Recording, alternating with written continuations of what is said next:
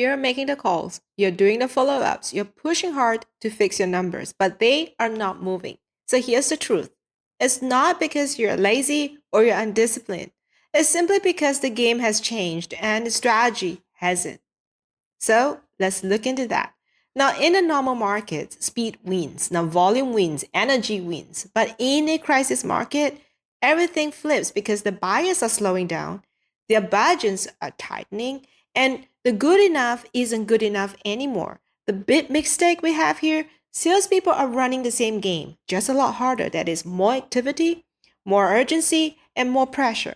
Now, but if the environment changed, and you didn't change your approach, then probably you're not going to close anything.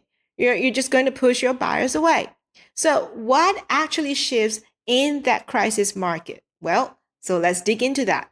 Now, budgets, they don't disappear, they get defensive. Now, the only priority are problems getting funding.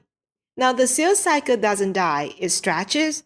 Rushing it makes you feel pushy and not valuable at all. And your competition isn't another vendor. It's doing nothing in a crisis. Now, most buyers would rather delay than to make that risky call. So here's what nobody talks about. Your buyer doesn't just want a great solution. Now, they want to look smart for choosing it.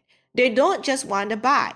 They want to look smart for buying something. And that is ego, that is politics, and that is survival. See that? Now, in a crisis, everyone's on the edge. Now, no one wants to be the one who bought the wrong thing and now has to explain it to the boss. So you're not just selling value, you're selling how decision reflects on them. That means you de-risk the deal. You give them language that they can use to sell internally. Now, you make them look like strategic operator, not just any reckless spender. So when you do that, and you win where the other stalls. So the final thought of all this is, if your sales are down, stop asking, what more can I do? Start asking, what needs to change in how I'm showing up? See that? Because in a downturn, effort isn't the differentiator, and adaptation is. So push a little harder, you're going to get resistance. But if you shift a little smarter, then you're going to gain momentum. And if you're selling in 2025 like it is still in 2018, now you're not just losing deal, you're being forgotten.